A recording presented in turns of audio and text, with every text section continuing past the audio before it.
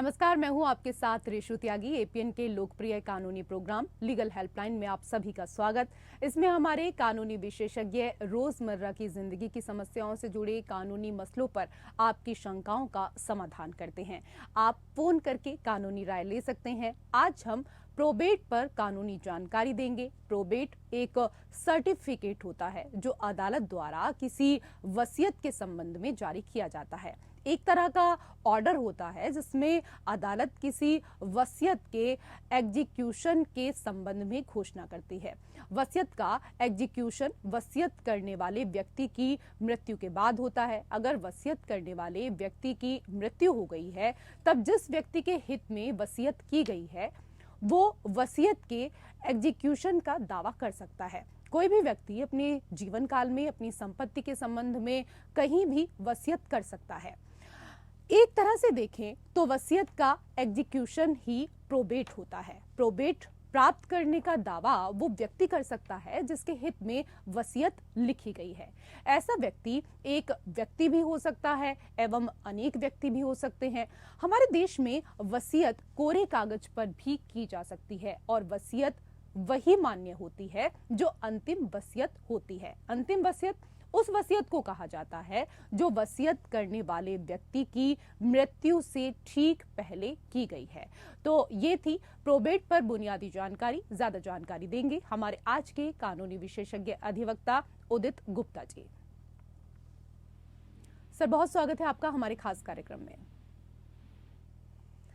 तो आप प्रोबेट से जुड़े तमाम कानूनी पहलुओं की आज जानकारी देने वाले हैं। अगर आपका प्रोबेट से जुड़ा कोई भी सवाल है तो आप फोन करके राय ले सकते हैं। फोन लाइंस खुल चुकी हैं। 2 नंबर आपके टीवी स्क्रीन पर हैं, 0120612793 और 012061279338।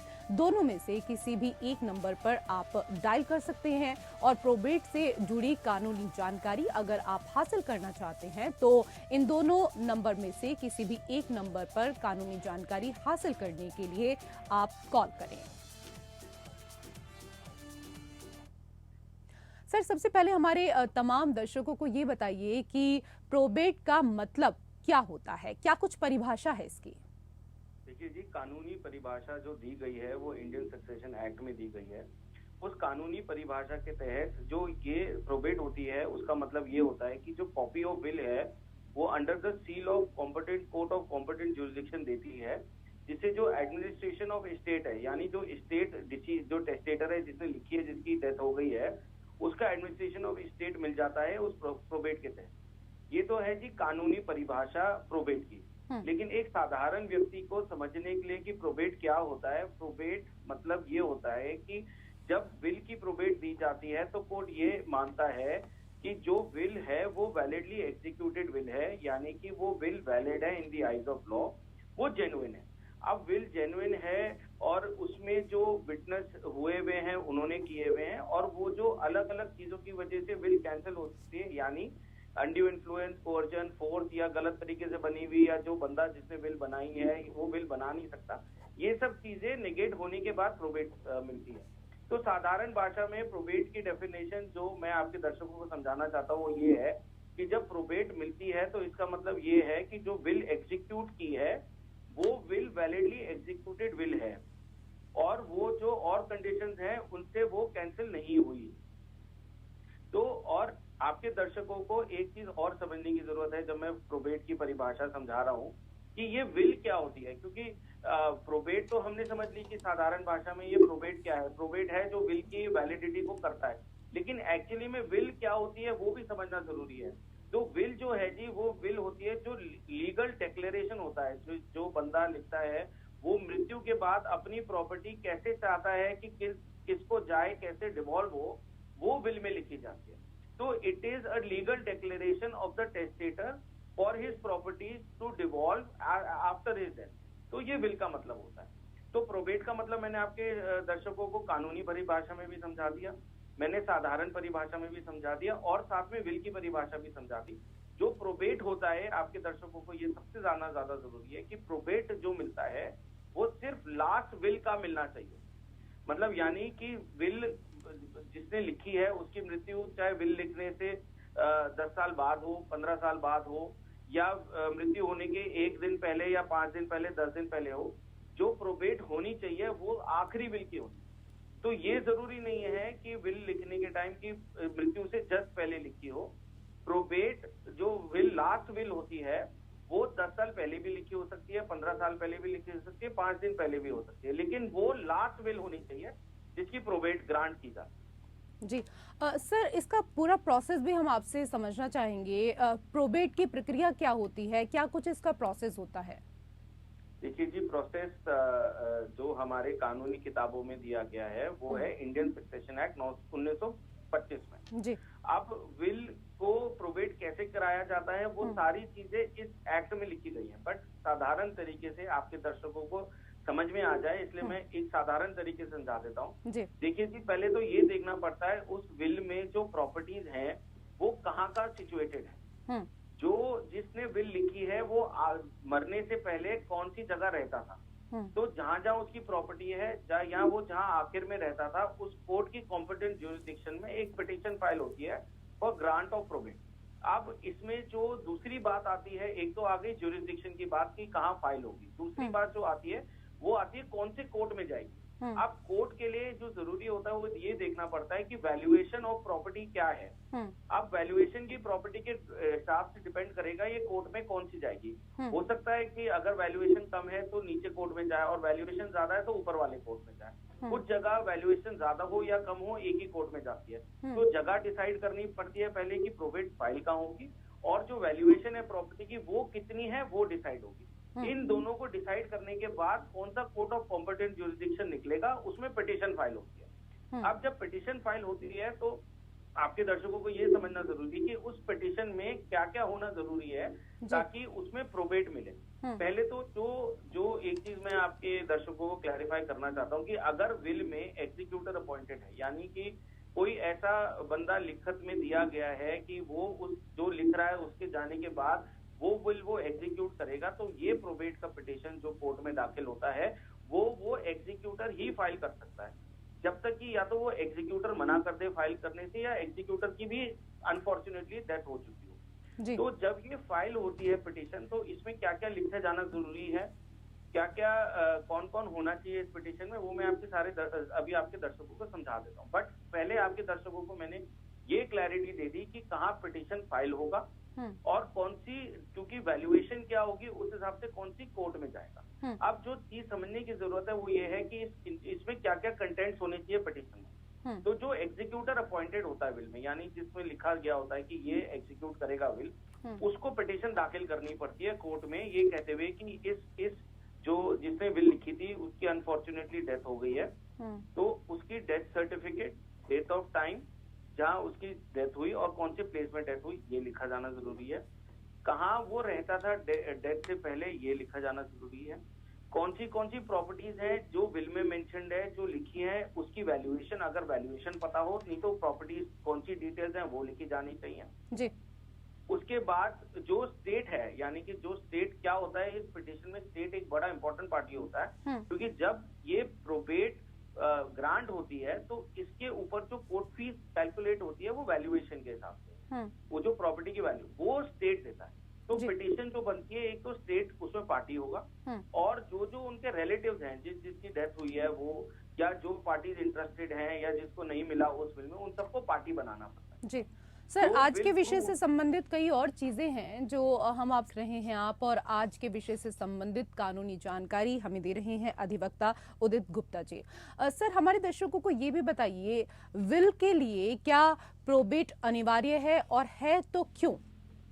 देखिए, मैं आपको इससे पहले एक चीज का जिसका जवाब दे रहा था जो बहुत ज्यादा जरूरी है आपके दर्शकों को समझना जी, कि जो प्रोबेट का पिटीशन जब फाइल होता है तो जो उसके विटनेसेस होते हैं, प्रोबेट के जो विल के विटनेसेस होते हैं, उनका एफिडेविट और उनका एविडेंस बहुत जरूरी होता है, ये प्रूव करने के लिए कि विल जो है वो ठीक एग्जीक्यूट हुई है और वो जेन्युइन है। तो जो व्यक्ति जिन्होंने विटनेस किया होता है उनका प्रेजेंट होना उस प्रोबेट पिटीशन में बहुत ज्यादा जरूरी होता है। और अगर उनकी अनफॉर्चुनेटली एक विटनेस की डेथ हुई हो तो दूसरा विटनेस भी टेस्टिफाई कर सकता है, और अगर दोनों विटनेस की डेथ हो गई हो तो उनके बिहाफ पे एक तीसरा बंदा जिसने उनको साइन करते हुए देखा हो, टेस्टिफाई कर सकता हो कि ये सिग्नेचर उनके हैं और उन्होंने किए हैं, तो वो वो भी अपना एविडेंस देके विल प्रूव करा सकते हैं, बट जो विल के विटनेसेस हैं वो बहुत जरूरी हैं इस केस में, प्रोबेट के केस में हाजिर होना और एविडेंस देना। ये तो थी पिछले सवाल की जवाब। अब जो आपने पूछा वो ये है कि देखिए हिंदुस्तान में 3 शहर बॉम्बे, बॉम्बे, कैलकाटा और मद्रास, इन 3 जगह विल की प्रोबेट कराना जरूरी है, बाकी शहर में मैंडेटरी नहीं है। लेकिन अगर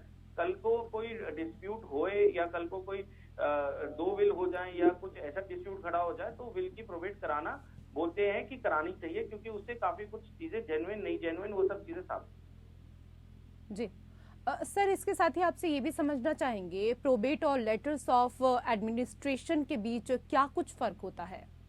देखिए जी, पहली चीज आपके दर्शकों को समझना जरूरी है कि 2 सिनारियो हो सकते हैं किसी की मृत्यु होने से पहले, या तो उसने विल लिखी हो या उसने विल ना लिखी हो।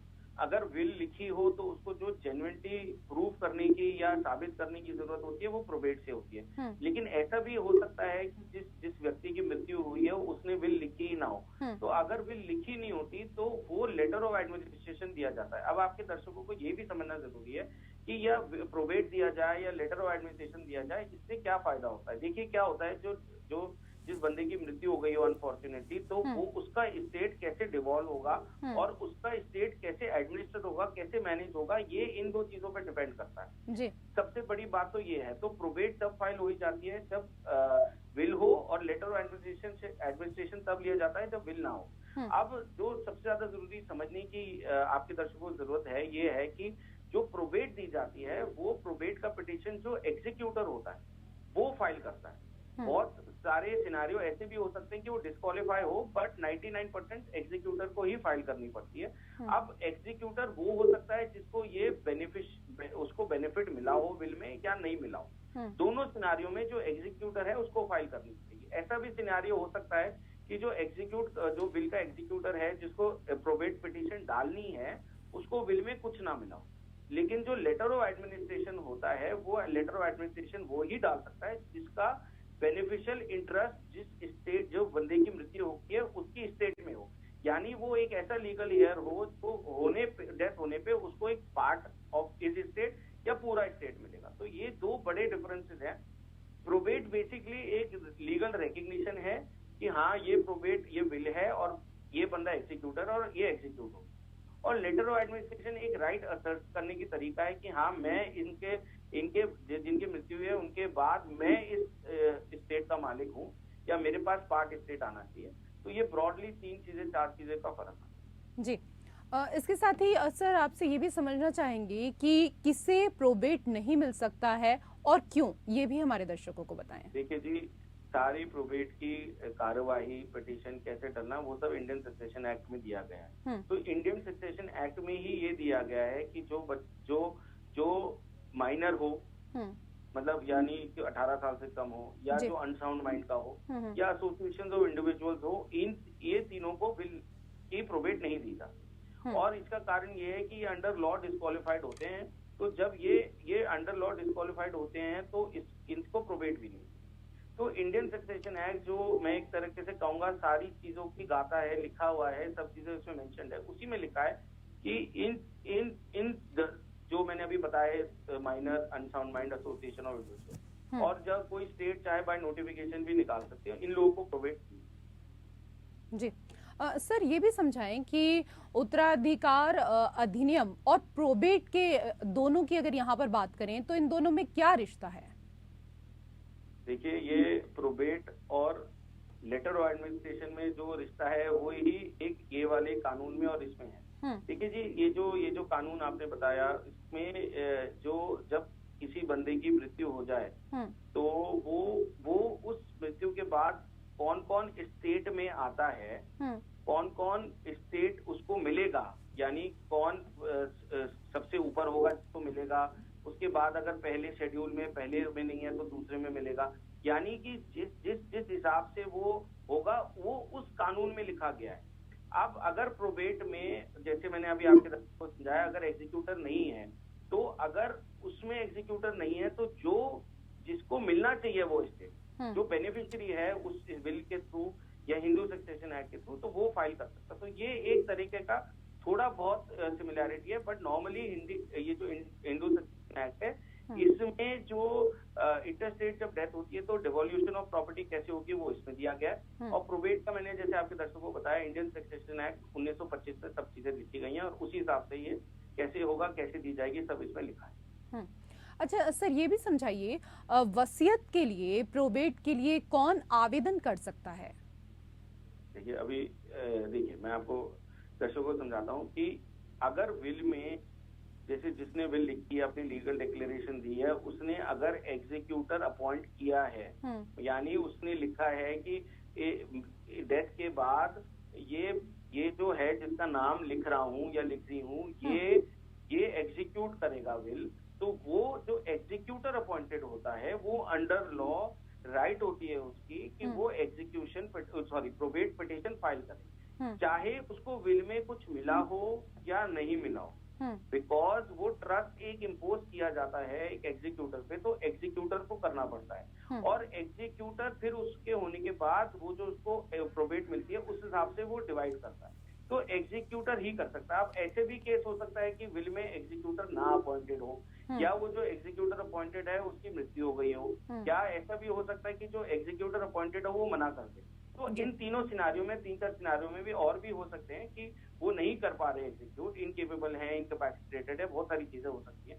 तो उस केस में जिसको मिल रहा है अंडर द स्टेट या जिसको मिल सकता है वो प्रोबेट की पिटीशन दाखिल करता है कोर्ट में, ये साबित करने के लिए कि विल। अच्छा, एक चीज आपके और दर्शकों को समझना जरूरी है प्रोबेट के मामले में, जो प्रोबेट विल की दी जाती है उससे टाइटल डिसाइड नहीं हो सकता, यानी ये जरूर हो सकता है कि हाँ ये विल जेन्युइन है और वैलिड है और लीगल है, लेकिन जो प्रॉपर्टी उसके थ्रू उसमें लिखी गई है वो टाइटल डिसाइड नहीं करती प्रोबेट। तो प्रोबेट का मिलने का मतलब नहीं, ये नहीं होता कि जो टाइटल दिया है वो सही है गलत, यानी जो प्रॉपर्टी जा रही है वो सही है गलत। जी सर, आज के विषय पर हमारे तमाम दर्शकों को इतनी अहम जानकारी देने के लिए आपका बहुत बहुत शुक्रिया, धन्यवाद। और इसी के साथ हमारे खास कार्यक्रम लीगल हेल्पलाइन में मेरे साथ फिलहाल इतना ही। नमस्कार।